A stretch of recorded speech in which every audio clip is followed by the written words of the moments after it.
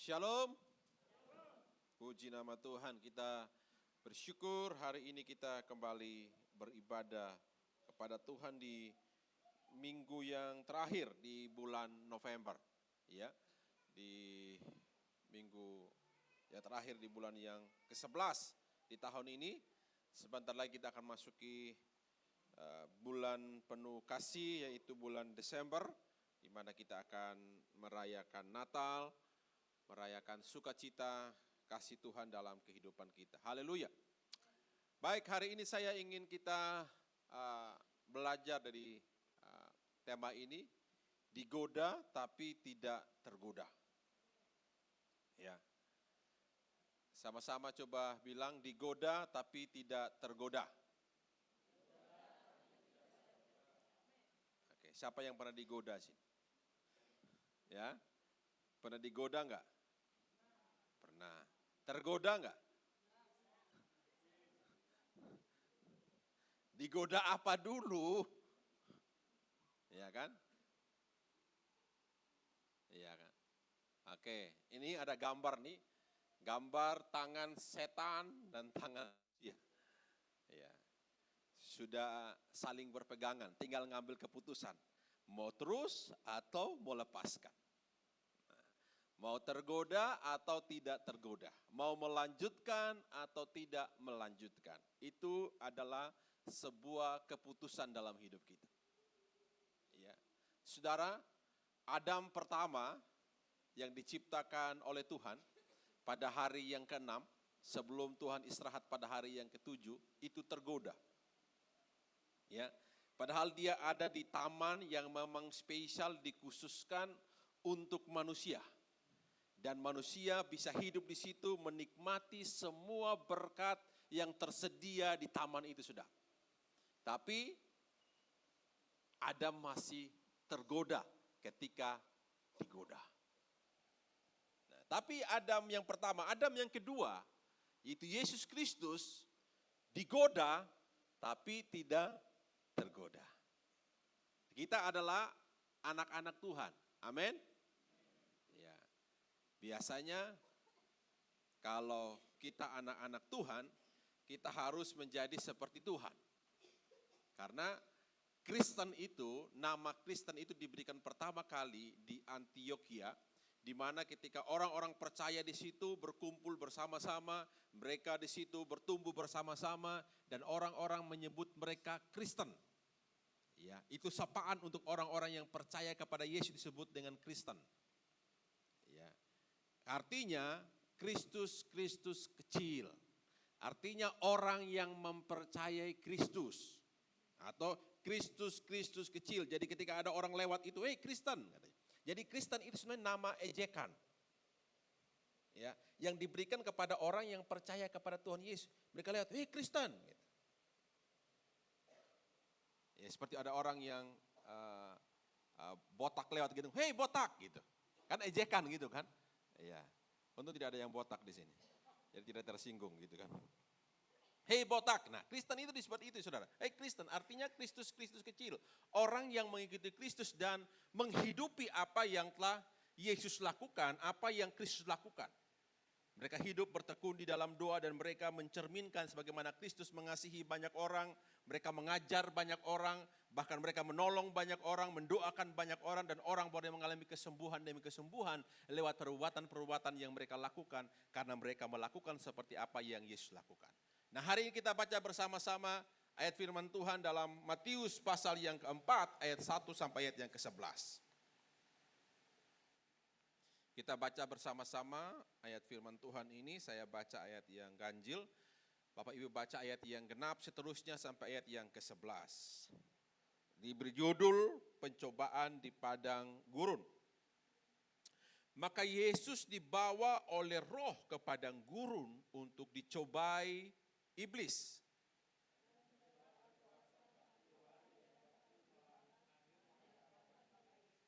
Lalu datanglah si pencoba itu dan berkata kepadanya, jika engkau anak Allah, perintahkanlah supaya batu-batu ini menjadi roti.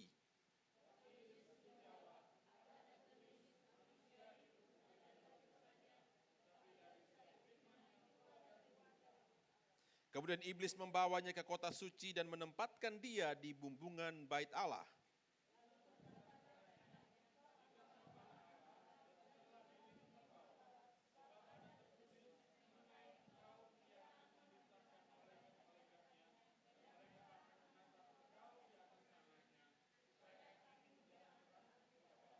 Yesus berkata kepadanya, ada pula tertulis, jangan engkau mencobai Tuhan Allahmu.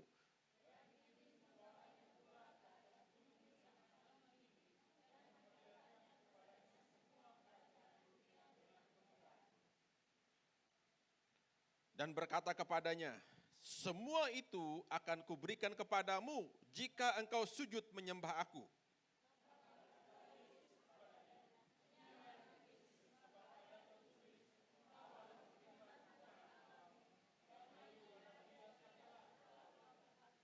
Lalu iblis meninggalkan dia dan lihatlah malaikat datang melayani Yesus. Haleluya, ini sebuah peristiwa saudara yang dialami oleh Tuhan Yesus. Menjadi pertanyaan, menjadi perenungan, kenapa Tuhan Yesus harus mengalami peristiwa ini? Ini peristiwa setelah Yesus dibaptis oleh Yohanes. Ya, setelah Yesus dibaptis di Sungai Yordan, kemudian dikatakan Roh Allah membawa dia ke padang gurun dan dia mengambil puasa 40 hari, 40 malam, 40 hari, 40 malam tidak makan dan tidak minum. Membayangkan saudara 40 hari tidak makan dan tidak minum itu bagaimana rasanya? Apakah sudah pernah ada yang coba melakukan ini dan berhasil? Saya juga kurang tahu. Saya belum coba menelitinya.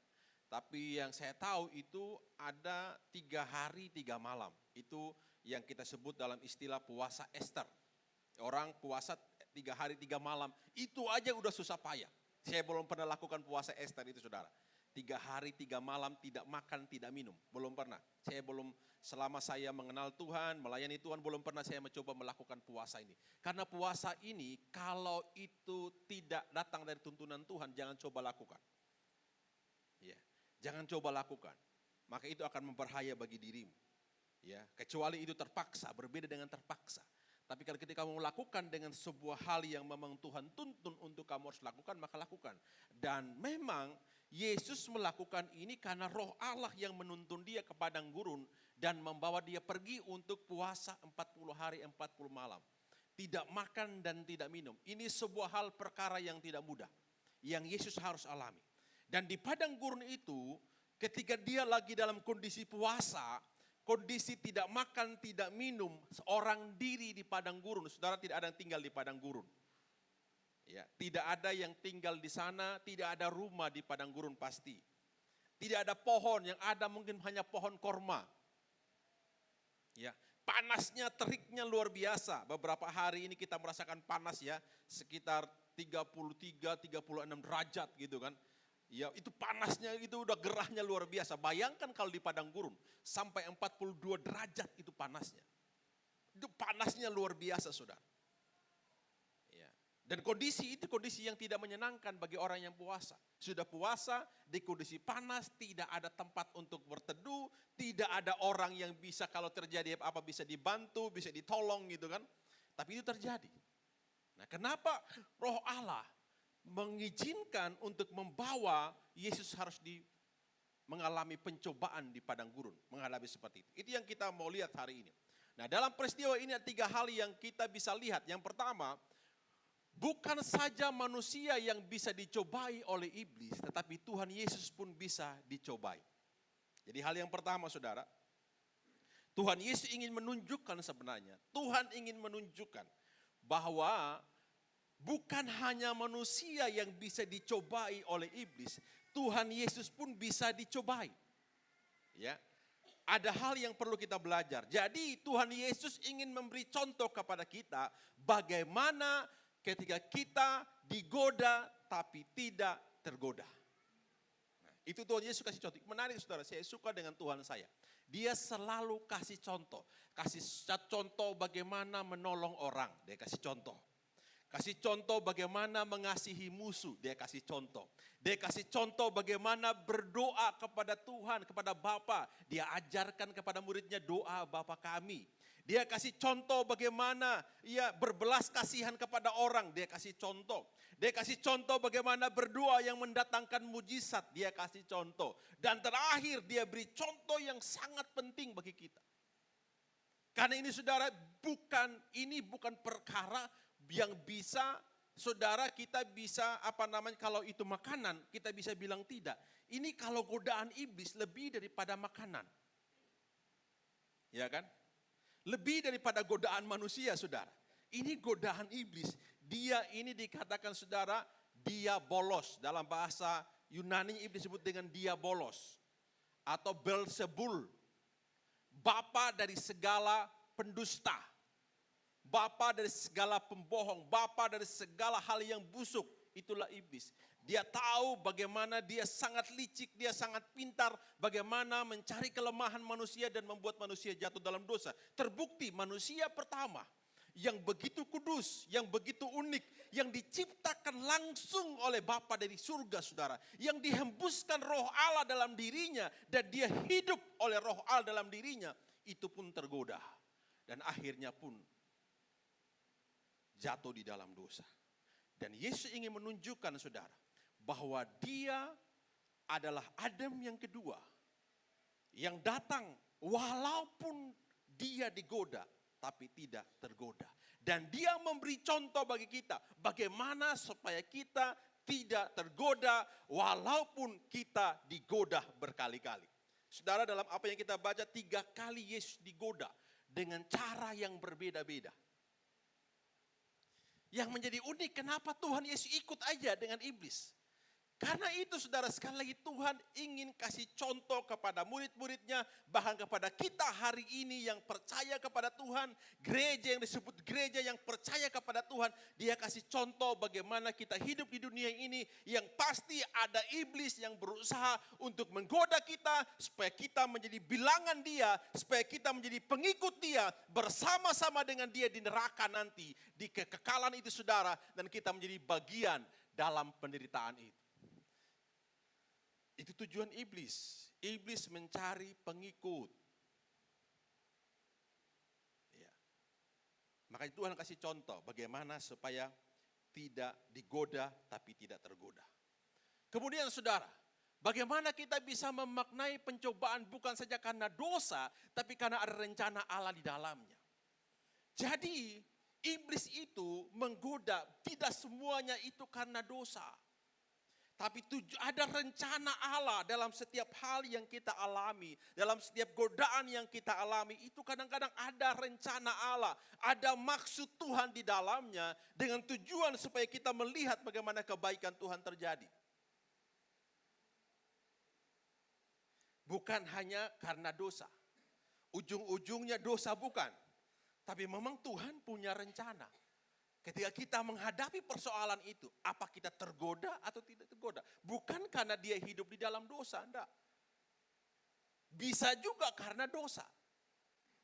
Tapi tidak selamanya karena dosa. Kunci menghadapi peperangan kita dengan puasa pengharapan. Tuhan ingin memberikan kita contoh bagaimana menghadapi kuasa kegelapan. Makanya firman Tuhan mengatakan bahwa musuh kita adalah bukan darah dan daging. Tapi musuh kita adalah penghulu-penghulu di udara. Iblis, saudara, setan yang berusaha untuk membuat kita jatuh di dalam dosa. Membuat kita untuk kita hidup di luar Tuhan. Strategi iblis itu, saudara. Dia tidak minta apa-apa dari kita. Dia tidak minta uangmu. Iblis tidak pernah minta uangmu. Jadi kalau Anda pergi ke dukun dan minta uang itu bukan iblis, saudara. Itu dukun yang minta untuk dirinya. Karena iblis tidak pernah minta uang, iblis tidak pernah minta ayam hitam. Dengarkan, iblis tidak pernah minta ayam merah, iblis tidak pernah minta kambing hitam. Saudara kalau pergi ke dukun diminta, nanti harus bawa ayam hitam. Warnanya hitam, atau bawa ayam merah. Atau bawa ini. Iblis tidak pernah minta hartamu. Karena iblis gak butuh itu. Yang iblis butuh adalah dirimu. Makanya kalau saudara pergi kepada orang-orang pintar, dia minta itu bohong semua, saudara. Itu dia tipu-tipu semua. Karena iblis tidak pernah minta itu. Tujuan iblis hanya dirimu aja. Kalau kamu sudah menjadi bagian dia, itu dia, bagi dia itu sebuah kemenangan yang luar biasa. Karena iblis datang ke dunia ini tidak ada pengikutnya. Dia datang dengan pengikut, dengan malaikat-malaikat yang jatuh bersama dengan dia. Sepertiga malaikat jatuh bersama-sama dengan dia, saudara. Itulah pengikutnya. Nah, karena dia mau supaya orang-orang yang diciptakan oleh Tuhan ini dengan sebuah tujuan, mereka diciptakan untuk menyembah Tuhan. Karena yang lalu saya bilang, ketika Lucifer, ya, itu saudara, jatuh, ya, Luciel, ya, itu jatuh di dalam dosa. Dia memberontak kepada Tuhan. Karena dia adalah malaikat yang menjadi penyembah. Dia pemimpin pujian di surga. Dia yang menggerakkan malaikat-malaikat sepertiga malaikat yang lain untuk menyanyikan haleluya di surga. Menyembah Tuhan, meninggikan nama Tuhan di surga. Tapi dia jatuh di dalam dosa. Akhirnya dia dibuang ke bumi, saudara. Dan di surga tidak ada lagi orang yang menyembah. Dan akhirnya Tuhan menjadikan manusia ciptaannya sebagai orang-orang yang menyembah dia di dalam roh dan kebenaran. Makanya ketika kita menyembah Tuhan, ketika kita lagi menyembah Tuhan di dalam roh dan kebenaran. Artinya di dalam roh apa arti dalam kebenaran? Kita menyembah di dalam roh dan kebenaran, artinya saudara, kita menyembah karena ada roh Allah di dalam kita. Roh itu penurut, dikatakan, tapi daging itu lemah. Roh itu menuntun kita untuk kita menikmati hadirat Tuhan, untuk kita membawa pujian kepada Tuhan, untuk kita membawa kasih karunia kita dan menerima kasih karunia dari Tuhan, itu roh. Tapi yang disebut dengan kebenaran adalah ketika kamu menyembah karena mengerti. Itu disebut dengan menyembah dalam roh dan kebenaran. Ketika kamu menyanyi, ketika kamu memuji Tuhan karena kamu mengerti siapa yang engkau puji, siapa yang engkau sembah. Itu yang disebut dengan kebenaran. Makanya ketika kita menyanyi, ketika kita memuji Tuhan, harus kita menggunakan sebuah prinsip ini, menyembah dalam roh. Kita percaya ada roh Tuhan dalam diri kita. Kita percaya ada roh Allah dalam diri kita. Itulah roh Allah yang membakar kita. Itulah roh Allah yang membuat kita berapi-api menyembah Tuhan. Kemudian kita menyembah karena kita mengerti kebenaran.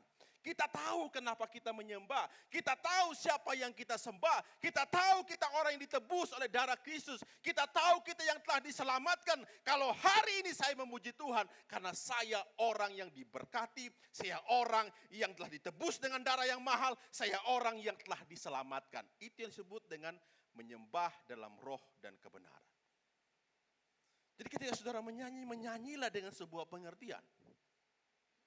Karena saudara ketika saudara di luar sana saudara menyanyi ya lagu-lagu dunia, itu kan saudara nyanyi aja karena saudara, ya karena memang lagi trennya seperti itu, nyanyi seperti itu. Tapi ketika saudara ke gereja, saudara menyanyi tidak sama seperti ketika saudara menyanyi lagu di luar sana. Itu berbeda. Berbeda konsepnya. Di luar sana saudara ketika ada konser orang nyanyi, kemarin ada konser terbesar di Indonesia. Ya, itu hampir 80.000 penontonnya saudara. Sampai banyak orang yang ditipu miliaran saudara. Ketika dia menyanyi saudara, semua orang bisa angkat tangan. Angkat tangan gini saudara. Itu nyanyi tapi nggak ngerti. Lihat orang angkat tangan, mereka juga angkat tangan saudara. Tapi di gereja, saudara menyembah angkat tangan karena mengerti. Bukan karena ikut-ikutan. Itu disebut dengan menyembah dalam roh dan kebenaran. Itu penting saudara, penting sekali. Jadi kita bukan hanya orang yang menjadi orang yang ikut-ikutan, tapi kita melakukan karena kita tahu, kita mengerti. Amin. Amin saudara. Jadi mari lakukan ketika saudara datang beribadah. Datanglah dengan sebuah pengertian kebenaran itu. Ketika saudara datang memuji Tuhan, mujilah Tuhan dengan sebuah pengertian, dengan sebuah apa yang engkau sembah, apa yang engkau puji hari inilah Tuhan dari segala Tuhan. Dia Allah dari segala Allah, Dia yang menciptakan langit dan bumi, Dia yang memberi nafas hidup sampai hari ini sama saya, Dia yang memberkati saya, Dia yang memberkati istri saya, anak saya, Dia yang menjadikan hidup saya. Jadi ketika saudara datang, saudara mengangkat tangan, saudara memuji Tuhan, saudara mengerti hal itu. Amin. Itu disebut dengan Tuhan mencari orang yang menyembah dalam roh dan kebenaran. Bukan hanya asal menyanyi, asal menyembah. Di luar sana banyak, saudara. Amin. Makanya saudara, mari kita lihat 3 pencobaan ini secara cepat yang dihadapi oleh Tuhan Yesus. Ayat yang kedua dan ketiga, setelah berpuasa 40 hari dan 40 malam, akhirnya laparlah Yesus. Lalu datanglah si pencoba itu dan berkata kepadamu, jika engkau anak Allah, perintahkanlah supaya batu-batu ini menjadi, apa sudah dikatakan? Menjadi roti. Iblis itu, setan itu sangat tahu situasi apa yang dihadapi oleh Tuhan Yesus. Ia menggabungkan 4 hal untuk menyudutkan Tuhan Yesus. Yang pertama, iblis melihat waktu yang tepat. Kapan dia bisa menggoda Tuhan Yesus. Karena dia punya berbagai macam cara dia coba lakukan. Dia tidak bisa, saudara, tapi dia lihat ada waktu yang tepat. Kapan waktu yang tepat. Kemudian tempat. Kemudian identitas yang diserang. Yang keempat adalah kebutuhan. 4 hal ini yang iblis paling tahu. Dan iblis tahu itu kita, saudara. Karena kita adalah anak Tuhan. Yang pertama, saudara, kita lihat yang pertama masalah waktu. Ya. Dia tahu kapan kita bisa diserang.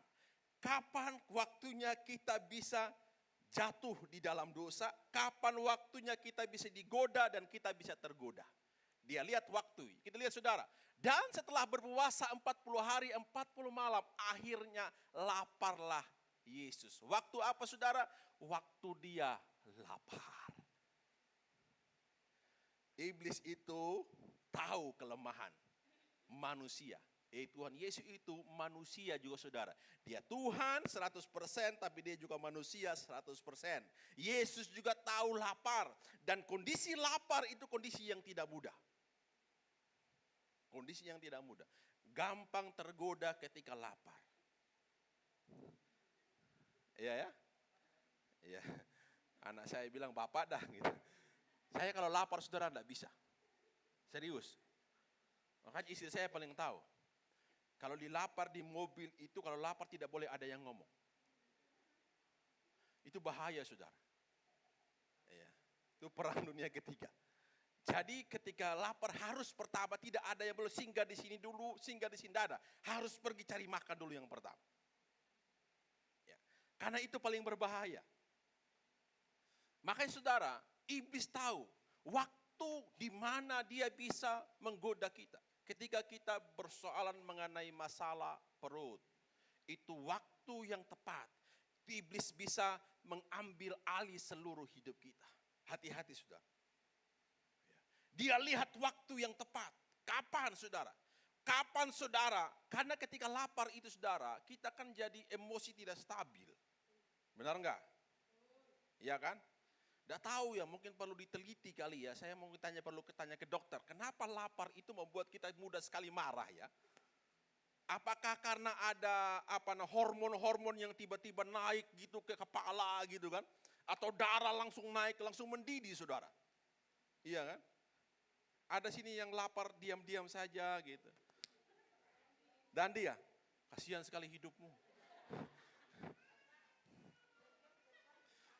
Diam-diam, tiba-tiba ambil makan, cari makan. Saudara, itu paling berbahaya. Ya. Kondisi-kondisi di mana kita lagi menghadapi kondisi yang tidak mudah, itu waktu yang tepat untuk iblis menghancurkan kita. Dia lihat kondisi Yesus pada waktu itu. Lapar. 40 hari 40 malam tidak makan. Ini waktu yang tepat.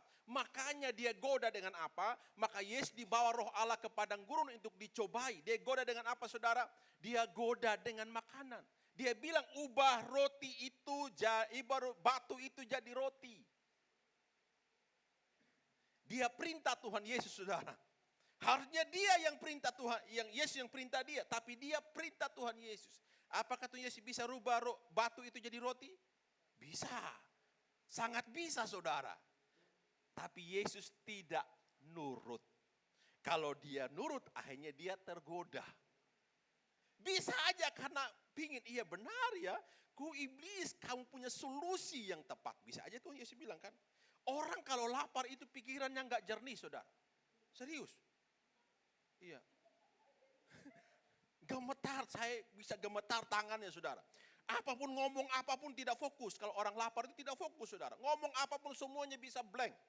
Nggak nyambung kadang. Kadang itu masalah lapar. Itu faktor mungkin dalam tubuh kita ini ada sesuatu yang membuat kita bisa terpengaruh. Mata bisa kunang-kunang, saudara. Lapar itu bisa kunang-kunang. Tangan bisa gemetar. Ya, saya pernah ngalami itu karena saking laparnya. Mata kunang-kunang, tangan gemetar, saudara. Ambil nasi sampai gini-gini, saudara. Saya pernah kayak gitu. Karena memang saya orangnya tidak bisa lapar memang. Kalau saya lapar itu saudara saya bisa gimana ya? Susah digambarkan. Coba aja saudara, nanti kalau saya ngalami lapar gitu, terus lewat gitu, tertawa-tertawa di depan saya bahaya. Ya. Karena itu nggak menyenangkan. Makanya saudara, ya ini yang paling penting. Ya, waktu kita tahu waktu di mana kita bisa mudah jatuh dalam dosa. Saudara yang tahu, waktu saudara marah. Ya, well, kondisi di mana? Kondisi yang tidak mudah, saudara. Kondisi yang tidak mudah. Kondisi yang tidak menyenangkan. Itu waktu di mana kita mudah jatuh. Iblis pakai itu. Makanya dikatakan, iblis itu seperti singa yang mengaung-ngaung. Dia cari waktu yang tepat di mana dia bisa menerkam kita. Saudara yang paling tahu, waktu di mana saudara bisa jatuh di dalam dosa. Daud bisa jatuh di dalam dosa waktu dia sendiri. Ketika semua pergi berperang, Daud santai-santai sendiri di istana. Dia naik ke sotoh rumahnya. Dia naik ke rumahnya yang lantai atas. Tiba-tiba matanya dia lihat ada perempuan yang mandi tanpa menggunakan sehelai pakaian. Ya mandi pasti tidak pakai baju. Dia lihat dan kemudian dia tergoda. Waktu apa saudara? Waktu ia sendiri. Kelemahannya di situ. Jadi saudara tahu. Yang laki-laki, yang perempuan, kita semua tahu. Waktu di mana kita bisa jatuh dalam dosa. Waktu sendiri. Tidak ada istri, tidak ada suami, tidak ada orang tua, tidak ada yang lihat, tidak ada yang tahu. Itu paling mudah digoda oleh iblis. Kan tidak ada yang tahu. Istri nggak tahu, suami nggak tahu, orang tua nggak tahu, teman nggak tahu, siapapun nggak tahu. Itu paling berbahaya. Makanya jangan coba menyendiri-menyendiri, sudah. Pergi sendiri, makan sendiri. Nah hati-hati sudah. Nanti tiba-tiba ada yang datang, boleh nggak ditemani Pak? Kok sendiri? Hati-hati saudara. Ya, hati-hati. Kadang-kadang kalau saya pergi, kemarin saya ngajar di Denpasar, saya nggak suka itu kadang pergi sendiri gitu. Kalau balik ke Denpasar jauh, karena sudah terbiasa pergi sama istri. Jadi kalau pergi sendiri itu nggak enak bagi saya. Jadi kemarin hari Sabtu itu dari pagi sampai siang saya mengajar di Denpasar. Jadi saya mau ajak istri saya, sebenarnya memang sudah waktu itu direncanakan, tapi istri saya karena sakit jadi nggak jadi pergi. Jadi saya bilang kalau saya sendiri itu kadang-kadang saya bawa mobil itu ngebut. Ya, kalau sendiri itu kelemahan saya. Karena saya pingin cepat pulang. Saya itu orang yang suka sekali pingin sampai di rumah cepat. Jadi kadang-kadang saya ngebut, saudara. Saya suka tahu sama istri saya. Kalau sendiri kadang-kadang, nah kalau di istri saya kan ada yang ingatin. Ya kan? Walaupun kadang-kadang kuping panas juga, bel, kadang, woi hati-hati gitu. Tapi kadang-kadang ada yang ingetin supaya kita bisa hati-hati. Nah kalau sendiri, saya paling berbahaya, saya ngebut saudara. Mau naik mobil, mau naik motor, kalau sendiri itu bisa ngebut. Tapi kalau ada istri saya bisa lebih jalan pelan-pelan. Nah itu paling berbahaya kalau waktu kita sendiri. Nah saudara tahu kelemahan saudara di mana. Jadi jangan sampai gunakan kelemahan itu untuk saudara bisa jatuh dalam dosa. Waktu di mana? Jadi jangan coba-coba. Kalau tahu itu waktu saudara lemah, ambil keputusan untuk tidak melakukan itu. Amin. Yang kedua saudara masalah tempat. Maka Yesus dibawa roh ke padang gurun untuk dicobai. Kenapa harus di padang gurun? Padang gurun itu gambaran tidak ada kehidupan. Tidak ada pertolongan di sana. Seorang diri di sana. Ini yang paling berbahaya saudara. Ketika kita merasa sedih, kesepian, seorang diri, tidak ada orang yang peduli dengan kita, tidak ada orang yang Apa mengerti tentang kita, tidak ada orang yang tahu tentang kita, ini paling bahaya. Makanya saudara, kondisi padang gurun itu yang paling berbahaya. Orang kalau di padang gurun, dia bisa datang mencari Tuhan ataupun semakin dia tenggelam di padang gurun. Kita tahu kondisi di mana kita bisa lemah. Kita masing-masing punya padang gurun, saudara. Jadi cepat, tahu kondisi itu cepat, saudara. Untuk kita mencari, di mana kita harus bisa menempatkan diri kita supaya kita tidak mudah jatuh dalam dosa. Iblis paling tahu tempat di mana kita bisa jatuh dalam dosa. Iblis paling tahu. Jadi dia tahu, saudara. Jadi mari ya hal ini. Yang ketiga, saudara, identitas ini yang diserang oleh iblis, saudara. Dikatakan, jika engkau anak Allah, perintahkan supaya batu-batu ini menjadi roti. Jika engkau anak Allah. Iblis mengatakan, kalau kamu anak Allah, kalau kamu anak Tuhan, kalau kamu benar-benar Tuhan, kamu bisa rubah batu ini jadi roti. Sekali lagi saya bilang, hari kita bilang, batu Yesus bisa lakukan. Yang iblis serang adalah identitas. Apa benar kamu anak Allah enggak? Kamu anak Tuhan enggak? Itu saudara identitas kita. Itu sebagai anak Tuhan. Nah, ketika iblis berusaha menjatuhkan kita, apa saudara? Menghilangkan identitas kita, mengambil identitas kita sebagai anak Allah, supaya kita tidak menjadi bagian dari anak Allah lagi. Makanya apa? Iblis kalau seandainya Tuhan Yesus menuruti kata iblis, maka identitas dia sebagai anak Allah diragukan. Iblis, tujuan iblis itu, kalau kamu anak Allah. Nah, iblis datang kepada kita, kalau kamu betul anak Tuhan, kalau kamu betul anak takut akan Tuhan, kamu tergoda enggak? Itu yang iblis berusaha untuk menghancurkan kita. Dia hancurkan identitas, karena identitas itu penting bagi kita, saudara. Siapa kita? Kita anak Allah dikatakan, tapi semua orang yang menerimanya diberi kuasa untuk menjadi anak-anak Allah, yaitu mereka yang percaya dalam namanya. Mereka siapa yang menjadi anak Allah? Mereka yang percaya dalam namanya. Artinya siapa? Saya dan saudara adalah anak Allah. Amin. Itu identitas kita. Kita anak Tuhan Yesus. Iblis berusaha menghilangkan identitas itu pada diri kita dengan cara apa? Digoda kita, saudara. Akhirnya kita jatuh di dalam dosa. Karena apa? Kita tidak tahu identitas kita. Saya anak Tuhan. Jelas, kita harus punya identitas yang jelas. Saya anak Tuhan, saya harus berbeda. Saya anak Tuhan, saya tidak boleh ikut-ikutan. Saya anak Tuhan, saya harus hidup benar. Saya anak Tuhan, saya harus cinta Tuhan. Saya anak Tuhan, saya harus setia kepada Tuhan. Saya anak Tuhan, saya harus setia kepada pasangan saya. Saya anak Tuhan, saya harus dengarkan apa kata orang tua saya. Saya anak Tuhan, saya harus hidup benar, bergaul benar, takut akan Tuhan dengan benar. Itu identitas kita. Iblis berusaha untuk hancurkan itu. Anak-anak muda, yang muda, iblis berusaha untuk menghancurkan engkau ketika engkau bertemu dengan orang-orang yang berbeda.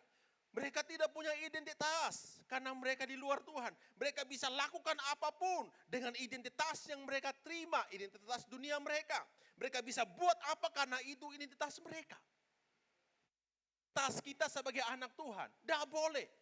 Kita tidak boleh kompromi, karena di sekitar kita ada yang seperti itu, teman kita ada yang seperti itu, tetangga kita ada yang seperti itu, kita ikut-ikutan. Karena ada yang marah kok. Semuanya biasa. Ketika yang di sana biasa lakukan, kita juga, itu bukan. Identitas kita berbeda. Ngerti ya? Yang anak-anak muda nih. Saudara yang yang masih muda. Identitasmu berbeda dengan temanmu. Kalau dia bukan anak Tuhan, berbeda. Saya selalu bilang kepada anak saya, Brian, kamu berbeda. Anak saya pernah protes juga, Brian, dia bilang, kok teman saya bisa pergi kemana dengan motor, pergi malam-malam, mereka bisa pulang jam 12 malam baru pulang rumah. Kok mereka bisa, papi, kok saya nggak boleh? Saya bilang, kamu berbeda. Wajar. Pertanyaan dia wajar, masuk akal. Kalau dia anak-anak dia berpikir, kok yang lain bisa, kok saya nggak boleh? Emang kenapa saya tidak boleh? Saya kasih tahu, kamu berbeda, identitas kamu berbeda dengan mereka. Mereka punya cara hidup seperti itu. Tapi kamu punya bentuk identitas kamu berbeda, kamu anak Tuhan. berbeda. Tunjukkan diri kamu sebagai anak Tuhan. Walaupun ada 20 yang seperti itu, tapi kamu satu yang berbeda. Tunjukkan yang satu ini bisa ngubah yang 20. Amin. Tapi tidak mudah. Yang masih muda, yang masih pacaran. Ya. Hati-hati. Kalau biasa teman kosmu sering bawa pacarnya ke kos dan tidur bersama-sama, kamu juga jangan ikut-ikutan. Biarkan dia seperti itu, kamu berbeda. Amin. Amin. Berbeda. Kita harus memilih itu, saudara. Itu memang bukan perkara yang mudah. Saya bilang bukan perkara yang mudah. Tapi kita harus memilih. Kita punya identitas karena kita adalah anak-anak Allah. Amin.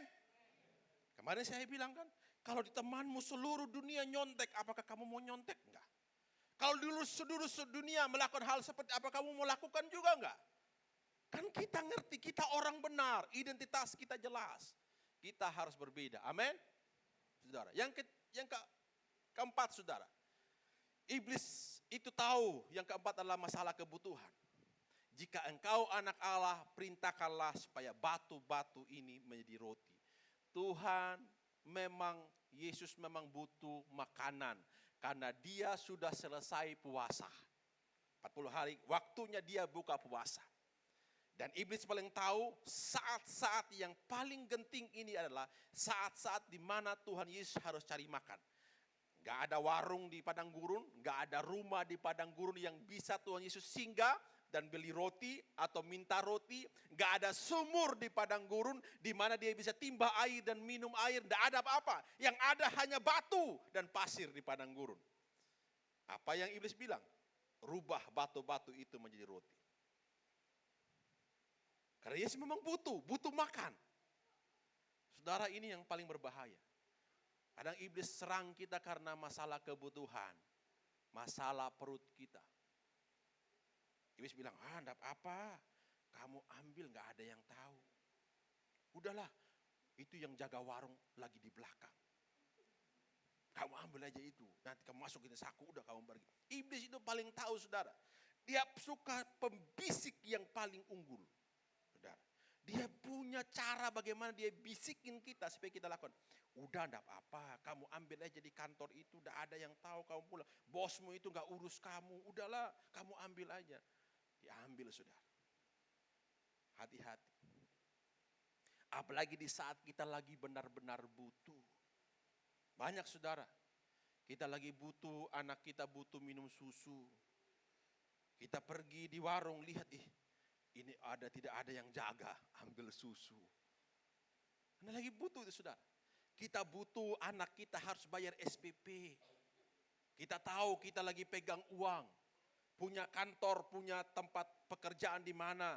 Atau kita tahu ada uang di situ, di laci, di tempat kita. Kita curi uang itu, saudara. Karena kita punya kebutuhan. Kita harus bayar uang sekolah, bayar uang kos, bayar ini. Kita punya banyak cara iblis membuat kita jatuh di dalam dosa karena masalah kita butuh.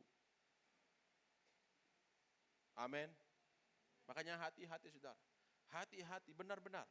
Benar-benar kita perlu jaga itu, saudara. Semua kita punya kebutuhan. Semua kita membutuhkan sesuatu. Tapi jangan sampai kita menghalalkan segala cara demi sebuah kebutuhan, apalagi keinginan.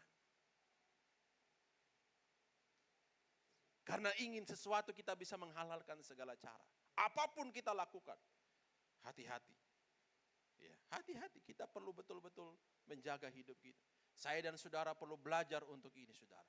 Iblis tahu apa yang menjadi kebutuhan kita. Dia tahu kelemahan kita. Dia tahu kelemahan mata kita, dia tahu kelemahan telinga kita, dia tahu kelemahan mulut kita, dia tahu kelemahan tangan kita, kaki kita dia tahu, saudara. Karena setiap hari dia intip kita. Setiap hari dia lihat kita. Dia lihat, oh iyo ternyata dia punya kelemahan di sini. Oh kalau dia kayak gini, oh ternyata ini. Oh ternyata ini. Dia tahu, oh kapan waktu dia seperti saya langsung goda dia. Tapi lihat Tuhan Yesus, saudara. Apa yang Yesus lakukan, saudara?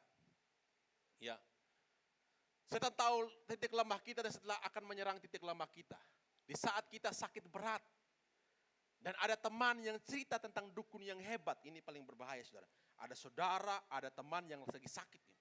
Sudah ke dokter tidak sembuh-sembuh. Tiba-tiba ada tetangga bilang, weh ini bapak-bapak. Atau om, tante-tante. Itu di sana loh, ada katanya ada orang pintar, ada orang hebat, dukun. Ada banyak ke sana, pulang langsung sembuh. Kita lagi pikir, lagi sakit berat. Sudah ke dokter tidak ada jalan keluar, coba aja bawa ke sana. Itu godaan yang paling berbahaya, sudah. Banyak orang Kristen yang pergi ke dukun, saudara, karena kata tetangga, kata temannya. Kami sudah pernah melayani satu orang ibu ya, yang akhirnya sampai dia meninggal dunia. Karena hari-hari hidupnya hanya ke dukun. Benar saudara? Apa-apa ke dukun, suaminya bawa ke dukun, apa-apa. Semua akhirnya saudara-saudaranya pun dibawa ke dukun. Karena dia yang pertama, saudara-saudaranya dia bawa ke dukun. Dia bilang di sana dukun bisa. Benar saudara, dia bawa ke sana. Pulang dia sembuh tapi sakit lagi. Pulang sembuh, sakit lagi, sakit terus. Sampai kena leukemia saudara. Dan ketika satu kali langsung leukemia stadium terakhir. Tapi ketika kena leukemia itu dia ketemu Tuhan Yesus. Dia baru sadar bahwa apa yang dilakukan ini selama ini salah. Ternyata iblis itu suka menipu. Dia kasih kesembuhan yang palsu. Benar dia ke dukun pulang dia segar. Bulan depan dia ke dukun lagi. Ternyata dia diikat terus sama dukun itu. Hanya setiap bulan langganan ke dukun saudara. Setiap bulan bawa inilah minum ini. Sampai akhirnya. Mohon maaf mati dengan sia-sia. Tapi untung masih ketemu Tuhan Yesus sebelum dipanggil Tuhan. Saya ingat saya baptis dia di Sangla saudara. Lagi COVID-nya yang paling parah pada waktu itu. Saya pakai masker double saudara. Pakai baju tangan panjang. Istri saya bilang pakai ini, pakai yang apalagi itu saudara. Pakai yang plastik di sini lagi saudara. Pergi saya ke rumah sakit. Karena lagi COVID-nya parah. Rumah sakit COVID di Bali lagi hanya di Sangla pada waktu itu. Saya layani ibu ini saudara. Pergi ke rumah sakit itu di napas terakhir. Saya bingung gimana caranya membaptisnya. Semua suaminya ada di situ, suaminya orang dari pulau ini. Ketika saya tanya, mereka sudah serahkan, silakan Pak Pendeta. Mau diapakan silakan. Saya bilang, saya ambil air saudara, saya baptis ibu itu di tempat tidur. Dalam nama Bapa, selesai dibaptis, 3-4 menit kemudian langsung dipanggil Tuhan. Tapi selama dia sakit itu saya dan ibu terus menuntun dia setiap seminggu 2 kali sampai 3 kali kami berkunjung ke tempatnya dan mendoakan, menuntun dia untuk terus mengalami Tuhan sampai dia dipanggil Tuhan. Tapi dari cerita itu menjadi sebuah cerita yang sangat memilukan. Dia orang Kristen sebenarnya, menikah sama orang di pulau ini tapi akhirnya dia mengikuti pola-pola yang seperti dan hidup-hidupnya hanya ke dukun. Hati-hati yang sudah ke dukun ya, bertobat langsung. Karena iblis mengikat itu dengan cara itu saudara. Dia kasih kesehatan, kesembuhan palsu, saya bilang. Kau pergi, memang pulang sembuh. Tapi palsu, saudara. Bulan berikutnya kamu sakit. Dari sakit kepala jadinya sakit. Sakitnya bertambah, sakit ini. Jadinya semuanya sakit dan semakin lebih fatal. Saudara diikat oleh kuasa kegelapan. Maka jangan pernah coba-coba. Ada yang bilang itu dukun sakti, dukun apapun, jangan pernah coba. Karena sekali Anda coba seperti saudara minum narkoba atau makan narkoba. Sekali Anda coba rasanya Anda nikmati dan itu saudara akan terikat ke sana. Itulah iblis saudara. Sekali Anda dijeratnya dia tidak akan pernah lepaskan saudara. Dia pegang saudara kuat-kuat supaya saudara tidak lepas. Dia punya banyak cara. Dia licik untuk membuat saudara semakin saudara tergoda. Hati-hati saudara. Ya dikatakan sedang malas untuk kebaktian ibadah, tiba ada teman yang ajak piknik. Ini paling berbahaya saudara. Lagi malas deh besok hari Minggu ke gereja. Aduh lagi gak enak badan, tiba-tiba bilang, besok hari Minggu kita ke pantai yuk. Iya ke pantai ya, lama saya gak ke pantai. Nah itu paling berbahaya saudara. Ya kan? Yang berbahaya itu, kita paling bahaya saudara. Ke gereja gak enak badan, tiba-tiba ke pantai langsung sembuh. Hati-hati saudara. Ya. Lagi sangat butuh uang, ada kesempatan untuk korupsi dan mencuri. Lagi butuh-butuh. Paling berbahaya itu saudara.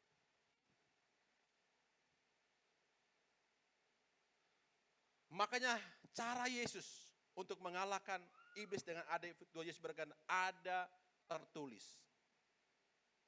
Apa yang Tuhan Yesus katakan dalam ayat yang kita baca saudara, dikatakan Tetapi Yesus menjawab dia, ada tertulis manusia hidup bukan dari roti saja, tetapi dari setiap firman yang keluar dari mulut Allah. 3 kali Tuhan Yesus dicobai, 3 kali pun Tuhan Yesus mengatakan ada tertulis. Dengan apa saudara? Yesus tidak mengatakan, saya punya pedang, sini kamu kita silat. Tuhan Yesus enggak bilang gitu. Ayo kita adu otot, ayo kita adu kuasa. Ayo, Tuhan Yesus enggak lakukan. Tapi Yesus bilang menggunakan apa? Dengan firman. Ada tertulis. Manusia tidak hidup dari roti saja, tapi dari firman yang keluar dari mulut Allah. Makanya penting untuk kita tahu firman, saudara. Supaya kita tidak mudah jatuh dalam dosa. Karena kebenaran itu memerdekakan. Amin. Kebenaran itu melepaskan kita dari ikatan-ikatan yang mengikat kita. Makanya penting, firman itu penting. Baca firman, paham firman, mengerti firman itu penting. Bisa, apa kita bisa digoda? Bisa, Tuhan Yesus aja bisa digoda. Apalagi kita. Tuhan Yesus itu Tuhan, saudara. Bisa digoda oleh iblis. Apalagi kita bisa digoda oleh iblis. Saya dan saudara sangat mudah digoda oleh iblis. Tapi yang paling kita ngerti adalah kita tahu kebenaran, kita tahu firman. Kita tahu kita punya identitas, saya anak Tuhan. Itulah firman yang kita tahu. Barang siapa yang percaya kepadanya, bahwa dia adalah anak Allah. Saya tahu firman itu, saya anak Allah. Saya percaya kepada Tuhan Yesus, saya tidak boleh jatuh dalam dosa ini. Saya tidak boleh tergoda. Digoda bisa, tapi tidak tergoda. Amin. Digoda, tapi tidak tergoda.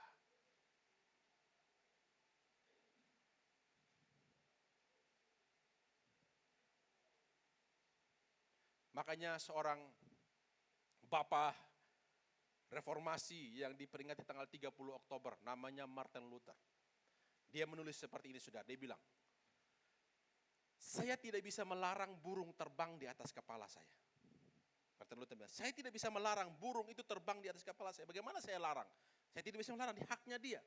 Tapi saya akan melarang, bahkan mengusir burung itu ketika dia buat sarang di kepala saya. Berarti maksudnya, saudara tidak bisa melarang siapapun manusia di muka bumi ini menggoda saudara. Tidak bisa. Saudara tidak bisa melarang apapun di dunia ini untuk membuat saudara tidak tergoda. Gak bisa. Pergi ke surga aja ke sana. Di sana tidak ada orang yang menggoda saudara. Saudara tidak bisa melarang apapun di dunia ini yang bisa menggoda saudara. Tapi saudara harus melarang, bahkan mengusir dia ketika dia bersarang di kepala, di pikiranmu, di otakmu, dan semua pergi ke hatimu ketika dia bersarang. Saudara harus usir dia. Itu kata Martin Luther. Kita tidak bisa melarang apapun bisa datang. Saudara tidak bisa melarang televisi tampilkan itu. Saudara tidak bisa melarang Facebook tampilkan itu. Saudara tidak bisa melarang TikTok tampilkan itu. Saudara tidak bisa melarang orang tidak berpakaian. Kan tidak mungkin saudara larang. Orang yang berpakaian sedikit gitu saudara, tidak boleh pakaian sedikit. Tidak bisa, itu hak-haknya dia. Tapi saudara harus berusaha mengusir atau melarang ketika dia datang dalam pikiranmu. Dan saudara ingin melakukan itu, saudara harus usir dalam nama Yesus. Karena saudara punya identitas yang jelas. Amin.